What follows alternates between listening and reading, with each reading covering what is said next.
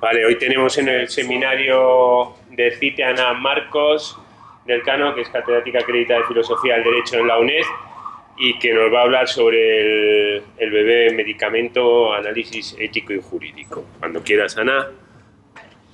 Pues muchas gracias, Rafa, y también gracias sobre todo por la invitación aquí al seminario de Derecho, Ciencia, Derechos Humanos, Ciencia y Tecnología en la Universidad Carlos III, que siempre es un placer venir por encontrarme con amigos y colegas de hace muchos años ya. Bueno, lo que vamos a ver hoy es un tema que, bueno, quizás con el tiempo se supere, porque la tecnología pues, va avanzando y quizás ya no sea necesario acudir a este tipo de soluciones para algunos problemas, es el bebé medicamento, y es un tema que es bastante complejo y a mí realmente, si soy sincera, me cuesta dar una solución nítida al problema ético y jurídico del bebé medicamento, porque tiene una complejidad y toca aspectos muy fundamentales tanto de los valores éticos que tenemos todos asumidos como de los derechos humanos o también de lo que concebimos el ser humano en sí, ¿no? De nuestra propia visión de nosotros mismos. Entonces es un tema bastante que cuanto más te metes y más analizas, a mí me parece bastante complicado, pero bueno, vamos a ver eso, uno más de los temas de bioética que también casi todos se dan este tipo de cuestiones. Bueno, con lo que yo me quedaría al inicio de la charla y casi como final es la extrema complejidad para someter a reglas los avances de la investigación. Es muy complejo, es decir, la pregunta de ¿es lícito hacer todo lo que se puede hacer? Que nosotros desde la ética, desde los derechos humanos nos tenemos que plantear y hay que plantearla. Realmente poner límites al avance biotecnológico es bastante dificultoso.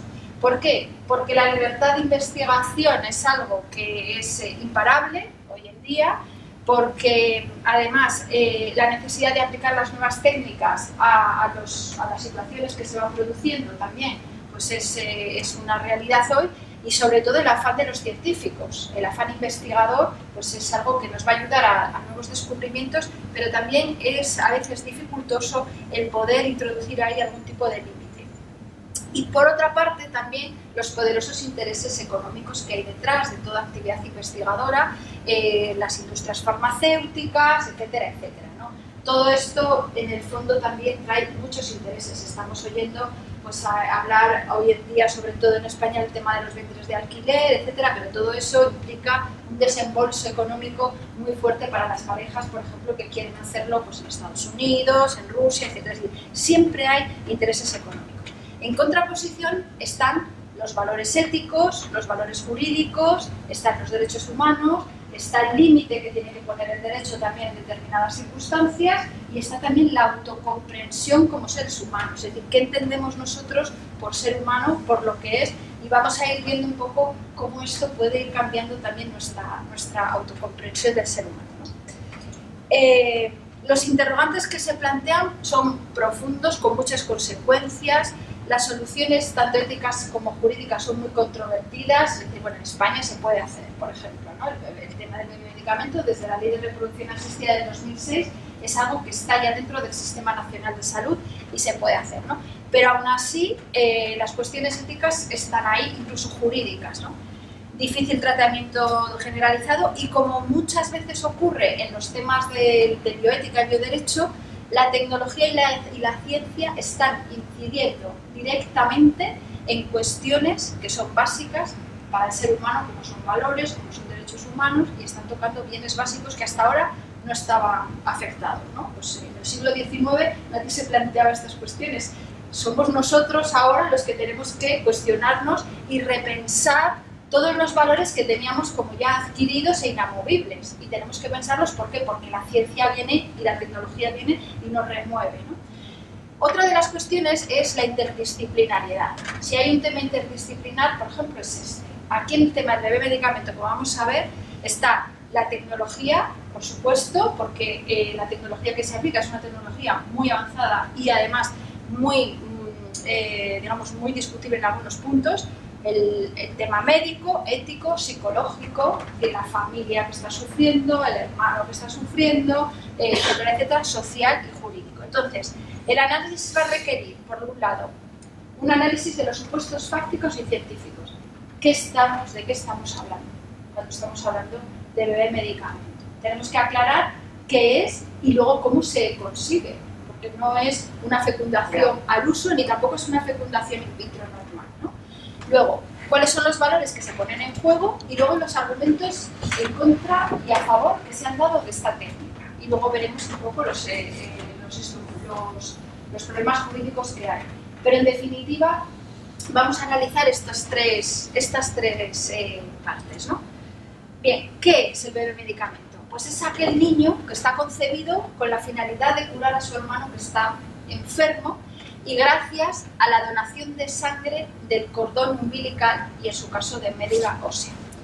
Se da cuando una pareja tiene uno o más hijos afectados por una enfermedad de tipo hereditario o por una patología adquirida, cuya curación depende de un trasplante de progenitores hematopoyéticos, ¿no?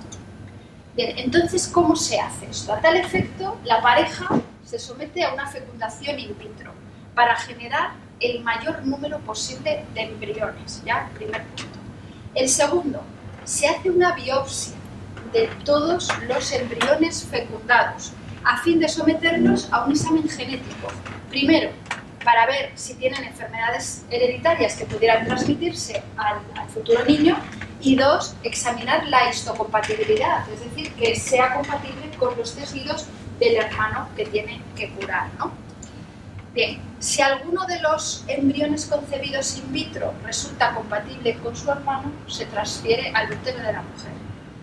Una vez que ha nacido el bebé, se recolecta la sangre de su cordón umbilical para posteriormente en un trasplante se le pasa al hermano enfermo.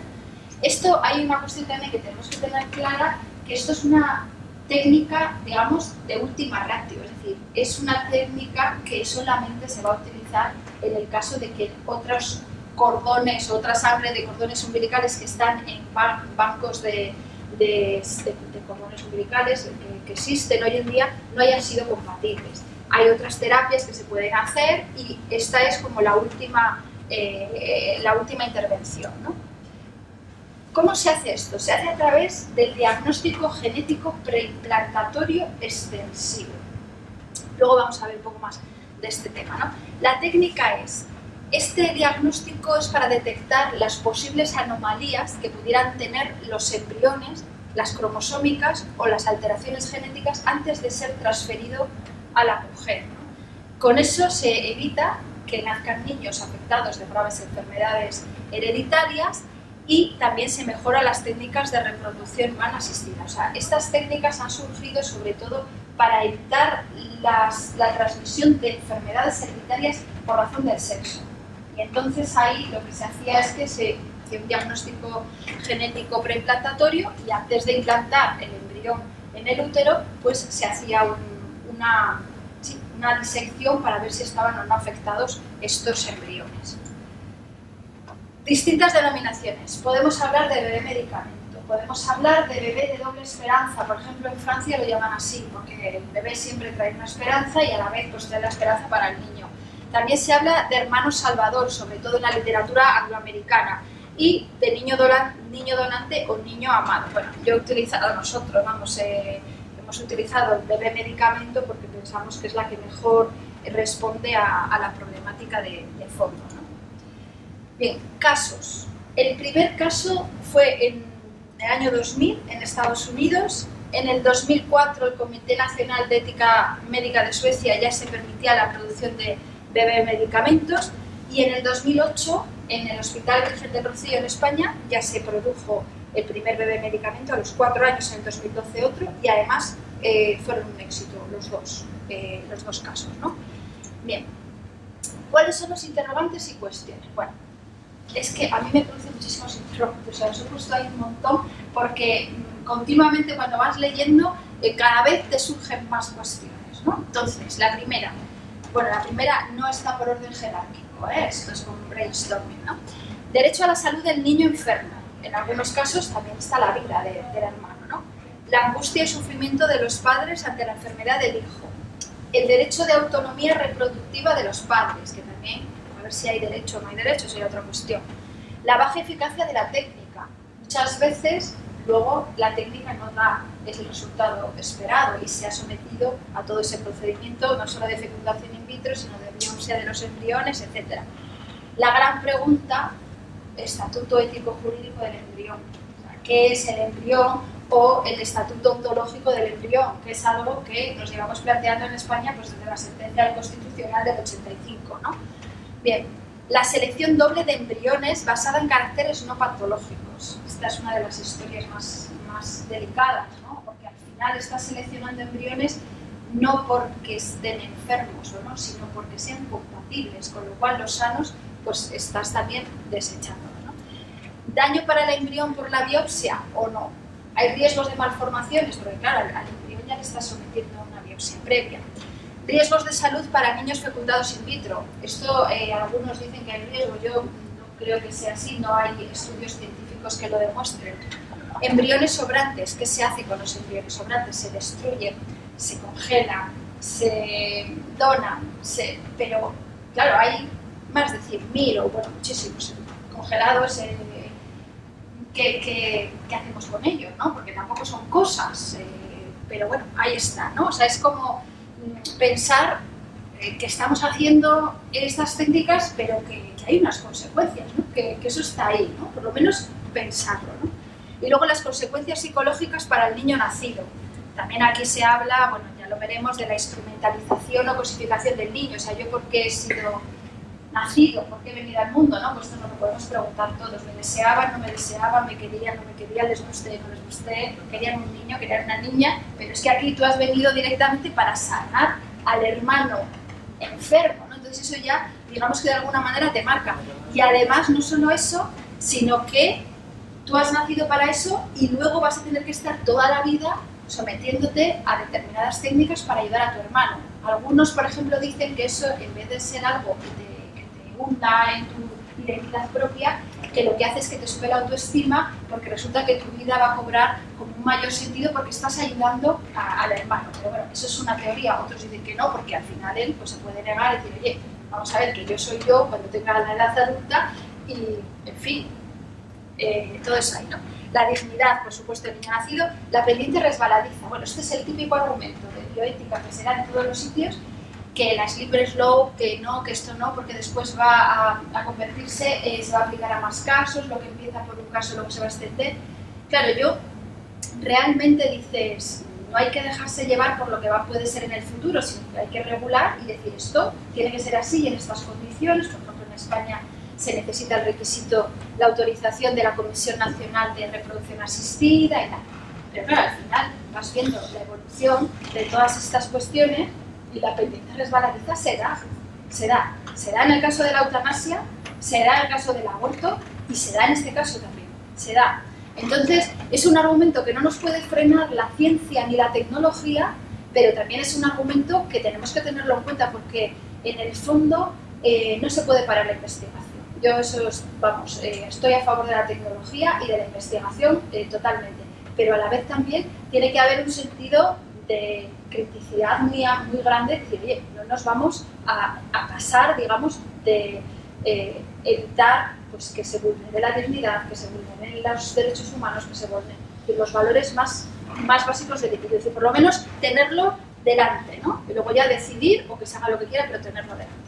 Luego, los cambios genéticos que afectan a generaciones futuras, claro, porque el cambio en línea germinal de determinados genes que se puede producir por el diagnóstico genético preimplantatorio al ver que hay genes que pueden producir determinadas enfermedades, si eso se hace así, lo que dice Habermas, por ejemplo, que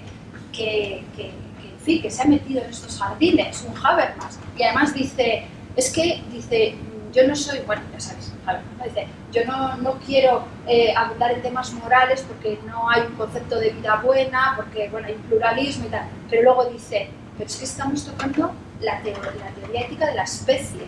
Entonces ahí dice, vamos a ver qué estamos haciendo con esto, porque al final estás tocando, es la primera vez que el hombre vamos, que el hombre, que la mujer, que la persona tiene la capacidad de tocar el sustrato orgánico que le fundamenta y que le identifica. Entonces, claro, dependiendo de desde dónde lo hagamos, pues tal.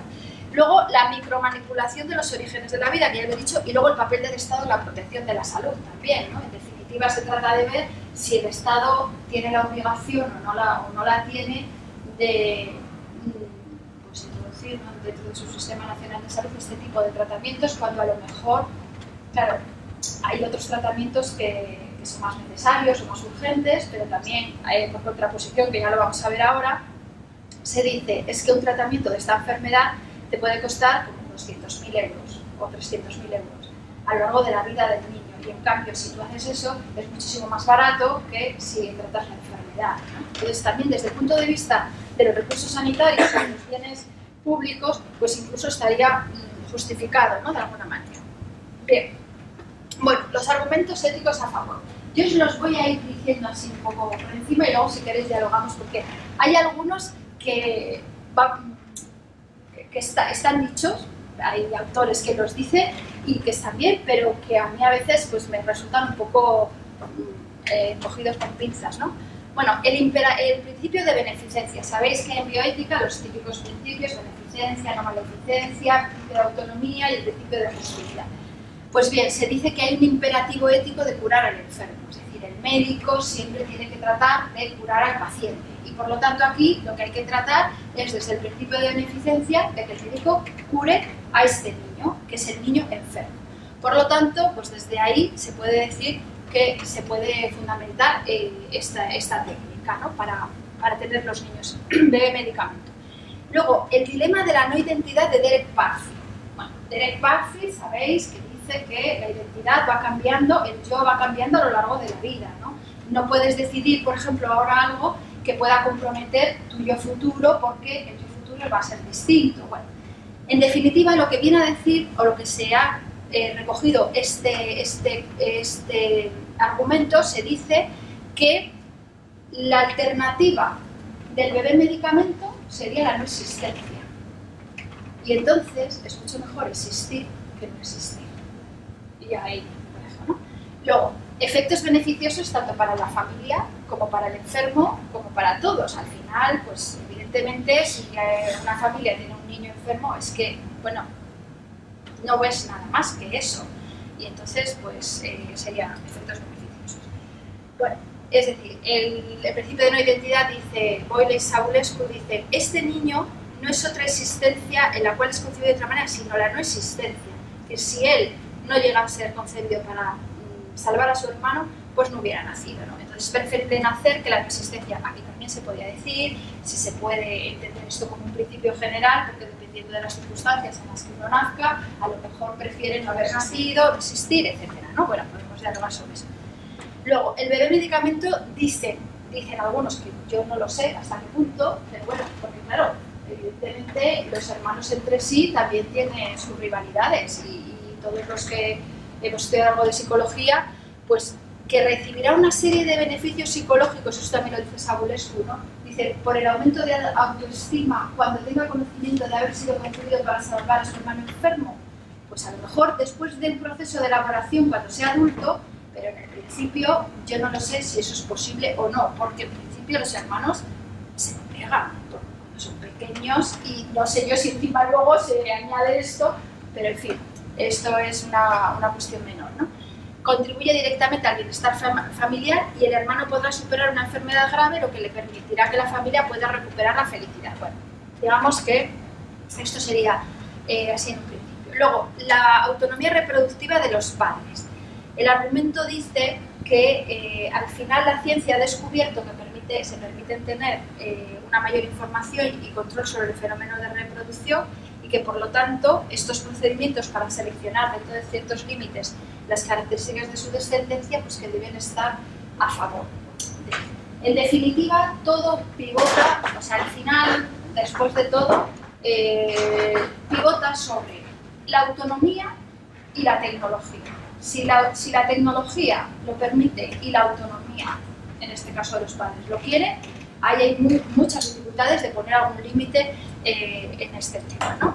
Luego, el principio de justicia, bueno, pues se dice que evidentemente constituye una exigencia del principio de justicia porque a lo que está llamando la justicia y el Estado es a reducir las desigualdades que se producen por causa de la enfermedad.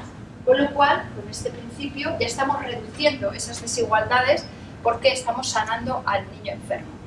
Existe una relación directa entre salud y derecho a la igualdad de oportunidades y también se deben establecer mecanismos de distribución de las cargas del sistema sanitario para evitar estas desigualdades en el acceso a la salud. Aquí, dentro del principio de justicia, la teoría que seguramente conozcáis del seguro prudente de Ronald Dworkin se puede aplicar de alguna manera, ¿no? O sea, cómo o en qué medida el Estado debe de proteger la salud de los ciudadanos. Y entonces, para poner un límite a esa protección, es decir, cuáles son los servicios que entran dentro de la cartera de servicios del Sistema Nacional de Salud, pues ahí Dworkin dice un seguro prudente, es decir, lo que tiene que hacer el Estado es lo que haría una persona, un seguro médico prudente, y ahí introduciría una serie de prestaciones que evitarían esas desigualdades sociales por causa de la enfermedad, y una de ellas sería esta. ¿Por qué? Porque no implica mucho coste y eso a una persona, que no son muchas, que le toque una enfermedad de estas, realmente lo introduciría dentro de sus prestaciones como seguro prudente. Bien. Otro de los argumentos que se dan es el óptimo de Pareto, ¿no? El argumento de tipo económico. Es decir, no es posible, esta es una situación en la cual no es posible mejorar la situación de alguien sin que la de otro empeore. Entonces, el diagnóstico genético preimplantatorio constituye un óptimo paretiano. ¿Por qué? Porque se logran dos beneficios y no hay ningún perjuicio para los intereses del conflicto. Esto ya veremos que ustedes dicen, por un lado, nace un niño libre de una enfermedad y por otro lado se cura al niño. Claro, aquí esto es como ir hacia adelante. Estamos viendo solo hacia adelante, pero no estamos viendo todo lo que nos hemos dejado en el camino, que es que eso es necesario también tenerlo en cuenta, por lo menos como intereses protegibles, ¿no? Bueno, esto es lo que os comentaba anteriormente, que el principio de justicia tiene que ver con los recursos sanitarios y evidentemente si un tratamiento pues asciende en Gran Bretaña a 200.000 libras esterlinas un enfermo de talasemia, pues evidentemente esta cantidad resulta claramente inferior al coste que representa pues, una fecundación in vitro, etc., ¿no? Por lo tanto, pues atendiendo al principio de eficacia del sistema sanitario, también podríamos argumentar que esto sería importante hacer. Los argumentos en contra. Bueno, el primero, pues por supuesto, nuestro Kant, que siempre está ahí, ¿no? El principio de la no instrumentalización del niño nacido ni del bebé medicamento, porque como sabéis, bueno, pues toda persona debe ser utilizado siempre como fin y nunca como medio, el famoso imperativo kantiano, y también pues por la dignidad del propio ser nacido, ¿no? Entonces, el diseño ex novo de un ser humano, pues puede ser que se entienda como para ofrecer piezas de recambio a una persona existente ya, y que eso puede suponer una clara vulneración, ¿no? No es lo mismo que una persona done a otra en vida que se cree a alguien para que esa persona se cure de una enfermedad. Se lesiona la dignidad humana, la del bebé medicamento, porque se le desconoce que su existencia puede estar condicionada por el hecho de ser un medio para el uso de otros. Bueno, ahí luego hay otra serie de argumentos, como que la manipulación genética nos puede llevar a una negación de la racionalidad futura, es decir, que haya una especie de esclavos biológicos sometidos a los caprichos y designios de los amos tecnocráticos. Al final, pues haciéndolo en una extrapolación, podríamos encontrarnos en una sociedad estética. Luego, por otro lado, también los padres disponen de la autonomía del medicamento. Evidentemente nadie nos pregunta cuando nacemos si queremos venir al mundo. No, eso está claro, ¿no? Pero a la vez también le están aplicando una biopsia para ver si tiene o no tiene esa incompatibilidad, y además también se dice que hay una obligación de los padres de dar al hijo como un futuro abierto, y aquí ya no se le está dando un futuro abierto. Primero porque la identidad genética se le está ya condicionando desde el principio, y porque ese futuro abierto va a estar siempre condicionado porque tiene que ayudar al hermano enfermo, ¿no? Entonces, también se dice, ¿no?, a medida que el bebé medicamento adquiera ya adultez, pues se puede negar, pues, en base a su principio de autonomía, pues a ayudar a su hermano. También está el principio de ignorancia. Este principio de ignorancia lo utiliza Hans Jonas y también Roberto Landorno, diciendo que todos tenemos el derecho a no saber cuál es nuestra identidad genética, y que esa es la única manera de que cada cual pueda construirse su propia identidad. Que nuestra propia identidad siempre quedaría de alguna manera mermada, coaccionada, si nosotros supiéramos cuál es nuestra identidad. Entonces dicen que la condición de la posibilidad del acto auténtico de la libertad es precisamente esa ignorancia, ¿no? Se trata, en definitiva, de respetar el derecho de toda vida a que construya por sí misma lo que es su propia identidad y su propia vida, y ser una sorpresa para sí mismo. Aquí está la tesis de Habermas, que es un poco la que me ha sorprendido, bueno, no me ha sorprendido, pero que me ha sorprendido que se haya introducido Habermas también en esto, ¿no? Se publicó el libro, no sé si en el 97, el de Hacia una eugenesia liberal, es un libro muy pequeñito. Bueno, entonces él habla de la indisponibilidad de la vida prepersonal, pero ya dice, ¿no?, la solución moral a estos problemas, dice, no puede darse desde una racionalidad, solo puede darse desde una racionalidad que atienda al pluralismo ético social que existe en nuestras sociedades contemporáneas. Y si bien es cierto que Habermas siempre ha defendido, por supuesto, el absentismo metafísico, ¿no?, todos conocemos ya su fundamentación, sobre dilemas morales, y elude efectivamente las preguntas sobre el significado de vida buena, ahora considera que en el momento actual el discurso reflexivo no puede esquivar las cuestiones que afectan a la ética de la especie. De hecho, también se ha metido en temas de filosofía de la religión, con el tema de las religiones en el espacio público, etc., cuando antes separaba totalmente esto, ¿no? Bueno, entonces, ¿qué dice? Es que por primera vez en la historia del hombre, la especie humana, lo que os comentaba antes, ha pasado a tener bajo su disponibilidad su propio sustrato orgánico y puede, de alguna manera, modificarlo.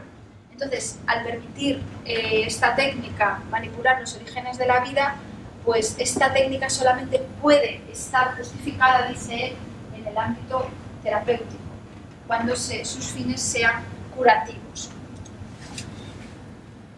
Los dilemas morales van a surgir cuando se trate de una eugenesia positiva, es decir, que solo van a beneficiar a terceros o que dependen del criterio de los padres para determinar qué es mejor o peor para sus hijos, que al final son los padres los que están decidiendo, ¿no? Entonces ahí dice, supone la pérdida de la indisponibilidad moral, como que ya estamos tocando ámbitos en los que realmente se está afectando a la propia moralidad.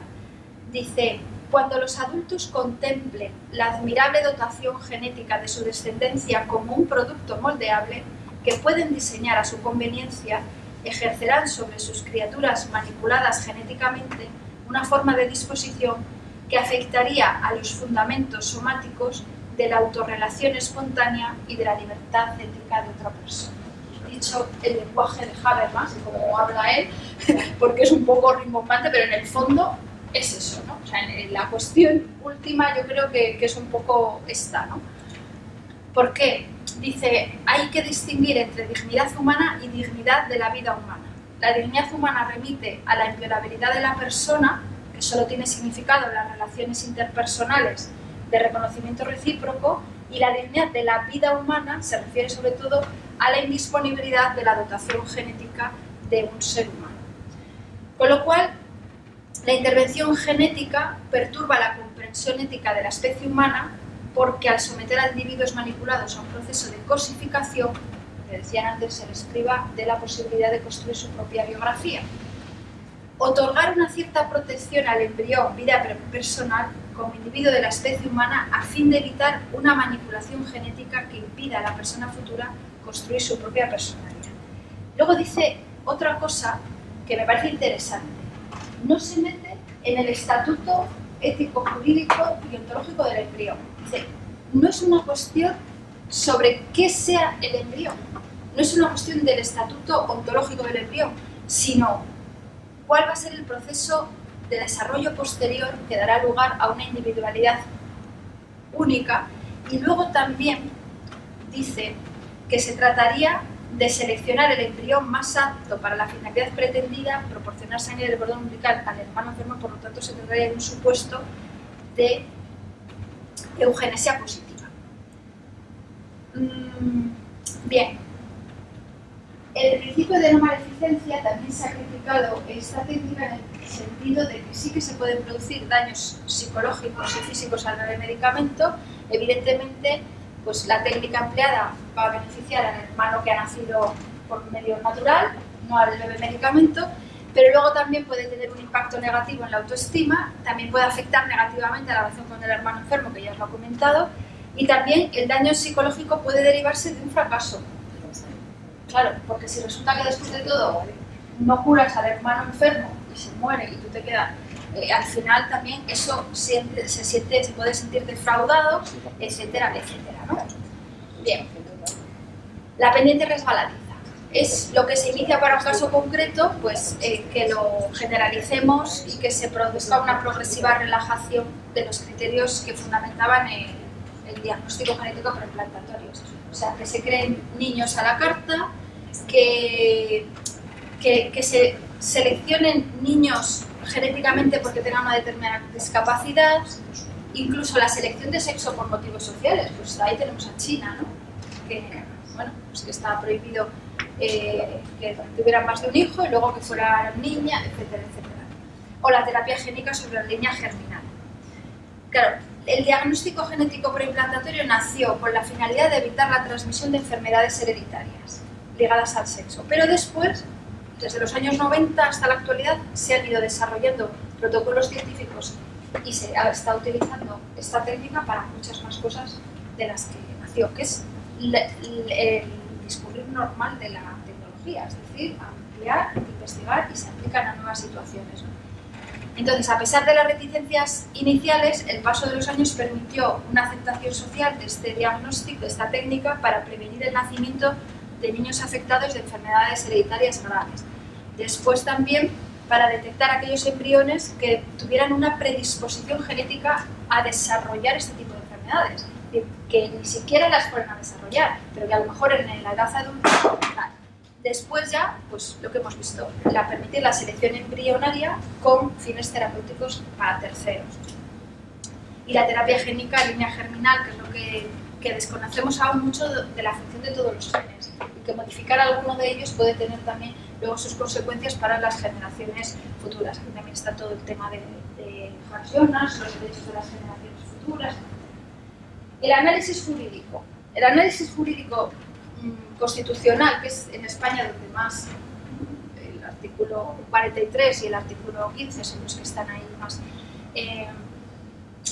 en juego, pues en primer lugar, ¿cuál es el estatuto jurídico del embrión? Es decir, ¿qué es el embrión y cómo es tratado desde el punto de vista jurídico? Segundo, el derecho a la protección de la salud del hijo enfermo, y tercero, el derecho a la autonomía reproductiva de los padres, ¿no? O sea, serían esos bloques así de una manera muy sintética para ir ya terminando. Entonces, si los embriones constituidos in vitro no son aptos para la finalidad perseguida, lo que se hace es que se desechan, no se implantan. Tanto el procedimiento técnico como las decisiones que se adopten pues, van a afectar, por supuesto, a la protección constitucional del embrión. ¿Qué es el embrión? Bueno, no hay consenso científico acerca de lo que sea el embrión. No hay consenso. El derecho a la vida dice, como sabéis, artículo 15, todos tienen derecho a la vida. En ese todo se incluye el embrión, no se incluye el embrión, pues tampoco hay consenso. Pero lo que sí está claro es que hay, en nuestro derecho, en nuestro sistema jurídico y todos, hay una protección del nasciturus, incluso con derechos y demás, ¿no? Entonces, lo que se dice es, no es titular del derecho a la vida, pero es un bien jurídico protegible, o sea, no es lo mismo que un tejido cualquiera, es que es un embrión. Entonces, independientemente de la categoría que se le otorgue, ya la sentencia 5385 del aborto del Constitucional decía: se ha de abstener de interrumpir o obstaculizar el proceso natural de gestación. Se ha de establecer un sistema legal para la defensa de la vida que suponga una protección efectiva de la misma y que, dado el carácter fundamental de la vida, incluya también como garantía las normas penales. Bien. Otra sentencia del Constitucional de 1996, que fue con ocasión de un recurso de inconstitucionalidad sobre la Ley 4288 de utilización de embriones y fetos humanos, ahí lo que hizo el Constitucional fue introducir el término de viabilidad, es decir, si un embrión es viable o no. Entonces, el deber de protección de la vida siempre y cuando ese embrión sea viable. Si es viable, hay que protegerlo. Si no es viable, pues no es necesario protegerlo. Claro, aquí la cuestión también es, un embrión es viable cuando está en el útero, cuando está implantado. Entonces, ahí ya también está la interpretación. Cuando está congelado o cuando está en la probeta, pues ahí no es viable. O sea, es viable cuando está en el útero, ¿no? Pero bueno, son cuestiones ya que por lo menos tenemos que pensarlas, ¿no? Luego, el derecho a la protección de la salud del hermano enfermo, pues está reconocido, por supuesto, en el artículo 43. Aquí está la gran polémica, ¿no? Si se trata de un derecho fundamental o se trata de un principio rector. Evidentemente está dentro de los principios rectores, pero también el Constitucional ha dicho que cuando afecte directamente a la salud o a la vida de una persona en riesgo de su integridad física o psíquica, está vinculado al artículo 15, por lo tanto se podría tratar como un derecho fundamental. Y luego el derecho a la reproducción de los padres no está contemplado en la Constitución. Algunos autores, bueno, pues es una categoría doctrinal que se está creando en función de qué, pues en función del artículo, bueno, del principio de libre desarrollo de la personalidad, del 10, en función también del artículo 17, del artículo del derecho a la intimidad, del derecho a formar una familia dentro del derecho a la intimidad, es decir, el derecho a la familia se introduce dentro del derecho a la intimidad, etc. Entonces, dado que la decisión de tener hijos está dentro de lo que es los planes de vida del individuo, pues el Estado debe, por supuesto, pues inmiscuirse en ese ámbito y ver en qué modo se va a hacer, ¿no? ¿Y cuáles son, en el derecho español, cómo está ahora la situación? Pues en el derecho español, en España se ha introducido la técnica del bebé medicamento a partir de la Ley 14/2006 de técnicas de reproducción humana asistida. Es la primera vez que se dice que se puede utilizar el diagnóstico genético preimplantatorio como a beneficio de terceros que tiene que ser hermano, ahí hay un límite, tiene que ser hermano, y luego también tiene que tener autorización por parte de la Comisión Nacional de Reproducción Asistida. El fundamento hace la distinción entre el embrión implantado y el embrión preimplantario. Entonces dice que los embriones preimplantatorios sobrantes deben ser congelados, que no se destruyan. Eso es una especie de protección y garantía, pero en definitiva, bueno, lo que habría que hacer es que no se fecunden tantos, porque por ejemplo en algunos de los casos que hemos visto al principio se fecundaron 33. Entonces claro, 33 es una barbaridad. Entonces, hablando así ya con gente que está en el campo ya más de la tecnología, de estos médicos, dicen que ahora ya se está afinando tanto la técnica que ya no es necesario tampoco fecundar tantos, que con que se fecunden 2 o 3, que claro, no es lo mismo fecundar para una fecundación in vitro que quieres tener un hijo y nada más, a fecundar para que te salga justamente, uno, que no tenga la enfermedad hereditaria de los padres, y 2, que sea histocompatible con el hermano, con lo cual por eso también en estos casos se fecundan más óvulos. El fundamento está en la salud del tercero. El embrión se dice que sigue teniendo valor como bien jurídico, pero se contrapone con la salud del hermano, y al contraponerse con la salud del hermano, pues prima la salud del hermano. Evidentemente es salud del hermano no con un embrión, sino con todos los que estén.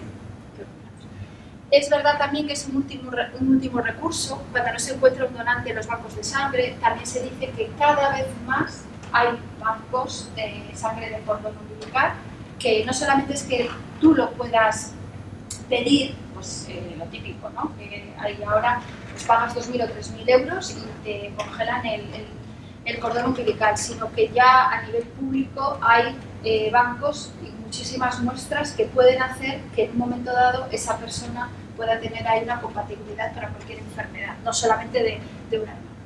Se incluye dentro de la cartera de servicios del Sistema Nacional de Salud y el control de la decisión tiene que estar, como dije, por la Comisión Nacional de Adopción Asistida. Y esto es, bueno, entonces, la valoración. Bueno, yo, como os digo, es un tema que, bueno, está, la ciencia avanza, pero a mí me sigue, o sea, es como una especie de cuestionamiento que no acaba de dejarme descansar en lo que hay, porque en el fondo es algo muy, me parece algo muy fuerte, ¿no? Muy tremendo también, ¿no? El crear embriones para curar a un hijo, o sea, no estás creando hijos, pero bueno, en el fondo son embriones. O sea, lo que yo quiero es como que no nos olvidemos de que es que son embriones, que si los implantas en un útero, eso son personas y además únicas, individuales, que nunca jamás van a volver a existir, porque es la individualidad de los genes, ¿no? Entonces, si hemos de estar abiertos a la ciencia y a sus progresos, también, yo digo, no menos ha de ser nuestra apertura y nuestra inclinación a someter todas sus aplicaciones a la crítica más estricta de los presupuestos que fundamentan nuestra sociedad.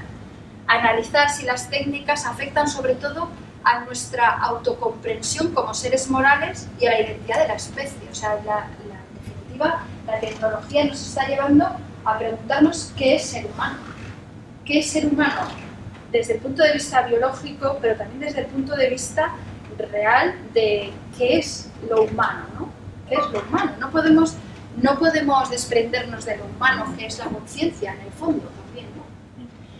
Y luego una visión puramente consecuencialista, pero claro, los análisis que vas leyendo también parece que solo se ve la consecuencia de como que todo tiende al fin de curar al hermano y de que esos padres no sufran, que evidentemente si estás en esa situación no ves nada más, pero es una visión muy consecuencialista, muy de los efectos de curar. Entonces hay que tener en cuenta también los presupuestos de dignidad, del valor de la vida en sí, acercándonos a los fines sin tener en cuenta los medios, ¿no? Y ya está. Muchas gracias.